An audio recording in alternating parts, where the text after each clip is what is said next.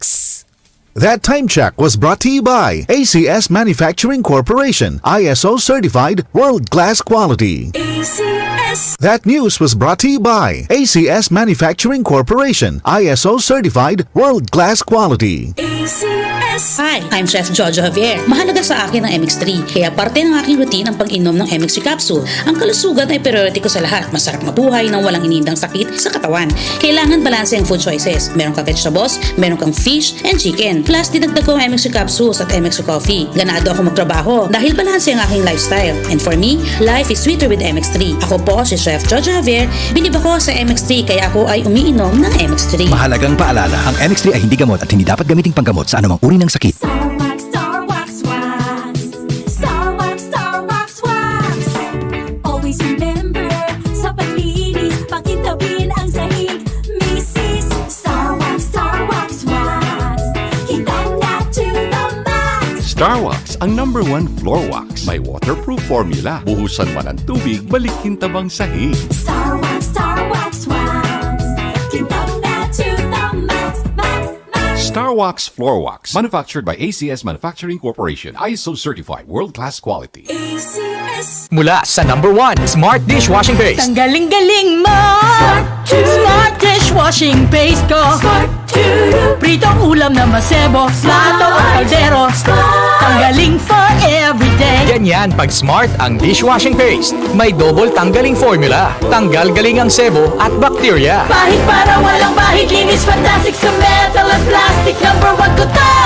Tanggaling-galing mo! Smart dishwashing paste. Heavy duty linis bawat pahid. Smart Dishwashing Paste, manufactured by ACS Manufacturing Corporation. ISO certified world-class quality. ACS. Premium D3 ang bago. Ang laki talaga ng improvement after kong nag-maintain ng Premium D3. Nakakawala ng pagod at lagi kang may extra energy. Hindi na rin ako nagkasakit like ubo at sipon. Ito talaga ang Premium D3. Mas pinalakas, mas epektibo dahil sa VCO at Moringa Oil. Mabibili sa mga butika. ACS Kwarta Extravaganza. Narito na ang inyong pagkakataong manalo ng limpak-limpak na papremyo mula sa ACS Kwarta Extravaganza. Over 3 million in prizes ang ipamimigay nationwide. Tax-free!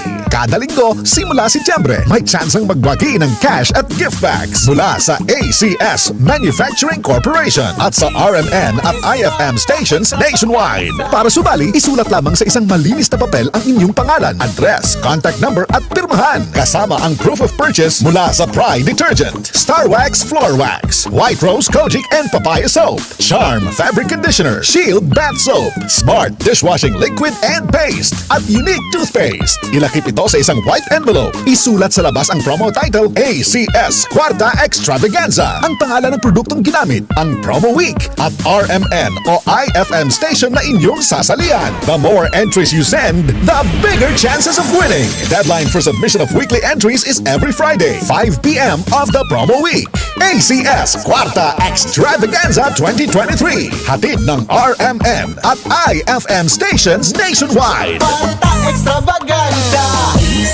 See posters and print ads for details. For more information, visit facebook.com/ACS Kwarta Extravaganza and rmn.ph. Promo period is from September 16 to December 16, 2023. For DOH, FDA, CCH, UHSRR permit number 0753, series of 2023. Pagbasa sa 10 kabanata ng Aklat ni Juan, ang talinhaga tungkol sa pastol, talata 1 hanggang 42. Pakatandaan ninyo, ang pumapasok sa kulungan ng mga tupa nang hindi sa pinto nagdaraan kundi umaakyat sa di dapat pagdaanan ay magnanakaw at tulisan. Ang tunay na pastol ay sa pintuan nagdaraan. Pinapapasok siya ng gwardya at pinapakinggan ng mga tupa ang kanyang tinig. Tinatawag niya ang kanyang mga tupa sa kani-kanilang pangalan at inilalabas sa kulungan. Kapag nailabas na, siya'y nangunguna sa kanila at sumusunod naman ang mga ito sapagkat kilala nila ang kanyang tinig. Hindi siya sumusunod sa iba kundi patakbong lumalayo sapagkat hindi nila kilala ang tinig ng iba. Sinabi ni Jesus, ang talinhagang ito, ngunit hindi nila nauunawaan ang ibig niyang sabihin. Kaya't muling sinabi ni Jesus, pakatandaan nyo, ako nga ang pintuang dinaraanan ng mga tupa. Ang mga nauna sa akin ay mga magnanakaw at mga tulisan, ngunit hindi sila pinapakinggan ng mga tupa. Ako ang pintuan. Ang sinumang pumapasok sa pamamagitan ko ay maliligtas. Papasok siya't lalabas at makakatagpo ng pastulan. Dumarating ang magnanakaw para lamang magnakaw, pumatay at manira. Naparito ako upang ang mga tupa ay magkaroon ng buhay, ng isang buhay na masagana at ganap. Ako ang mabuting pastol. Iniaalay ng mabuting pastol ang kanyang buhay para sa mga tupa. Ang bayaran ay tumatakas kapag may dumarating na asong gubat. Iniiwan niya ang mga tupa palibhas ay hindi siya pastol at hindi kanya ang mga ito. Kaya't sinusunggaban ng asong gubat ang mga ito at binubulabog. Tumatakas siya palibhas ay bayaran lamang at walang malasakit sa mga tupa. Ako nga ang mabuting pastol. Kung paanong kilala ko ng Ama at siya kilala ko, gayon din naman kilala ko ang aking mga tupa at ako'y kilala nila. At iniaalay ko ang aking buhay para sa aking mga tupa. Mayroon akong iba pang mga tupa na wala pang ito. Kinakailangan sila'y ipasok ko rin at papakinggan naman nila ang aking tinig. Sa gayon magiging isa na lamang ang kawan at isa ang pastol.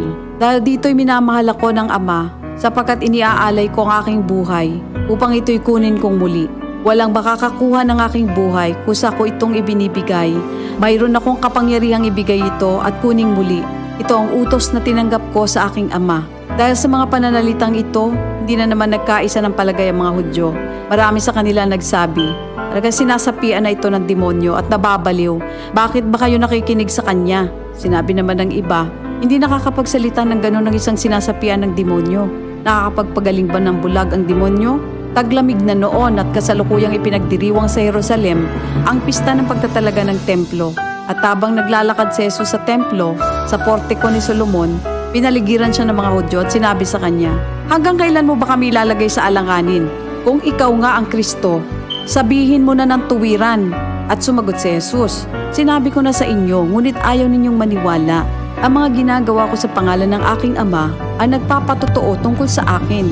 Ngunit ayaw ninyong maniwala sapagkat hindi kayo kabilang sa aking mga tupa. Nakikinig sa akin ang aking mga tupa. Nakikilala ko sila. Sumusunod sila sa akin. Binibigyan ko sila ng buhay na walang hanggan. Kailan may hindi sila mapapahamak at hindi sila maaagaw sa akin ninuman. Ang aking Ama na siyang nagbigay sa kanila, sa akin, ay lalong dakila sa lahat at hindi sila maaagaw ninuman sa aking Ama. Ako at ang Ama ay iisa. Ang mga pinuno ng mga Hudyo'y muling dumampot ng bato upang batuhin siya. Kaya't sinabi sa kanila ni Jesus, marami akong mabubuting gawang ipinakita sa inyo mula sa Ama. Alin ba sa mga ito ang dahilan at ako'y inyong gustong batuhin? Sumagot ang mga pinuno ng mga Hudyo, hindi dahil sa mabubuting gawa kaya ka namin babatuhin, kundi dahil sa paglapastangan mo sa Diyos, sapagkat nagpapanggap kang Diyos, bagamat tao ka lamang. Tumugon si Jesus, di ba nasusulat sa inyong kautusan? Sinabi ko, mga Diyos kayo. Mga Diyos ang tawag ng kautusan sa mga pinagkatiwalaan ng salita ng Diyos, at hindi maaaring ipawalang bisa ang sinasabi ng kasulatan. Ako'y pinili at isinugo ng Ama. Paano ninyo ngayon masasabing nilalapastangan ko ang Diyos? Dahil sa sinasabi kong ako ang anak ng Diyos? Kung hindi ko ginagawa ang mga pinapagawa ng aking Ama, huwag niyo akong paniwalaan. Ngunit kung ang ginagawa ko ay ang mga ito, paniwalaan ninyo ang aking mga gawa kung ayaw ninyong maniwala sa akin. Sa gayon matitiyak ninyong nasa akin ang Ama at ako'y nasa Kanya. Kaya tinangka naman nilang dakwin si Jesus ngunit siya'y nakaalis. Muling pumunta si Jesus sa ibayo ng Jordan sa pook na dating pinagbautismohan ni Juan. Habang naroroon siya'y maraming lumalapit sa kanya. Sinasabi nila, si Juan ay walang ginawang himala, ngunit totoo ang lahat ng sinabi niya tungkol sa taong ito. At doon, maraming sumampalataya kay Jesus. Ito ang salita ng Diyos. Sa Metro Manila, DZXN Radyo Trabaho, DZXN ang tunay na gabay sa hanap buhay.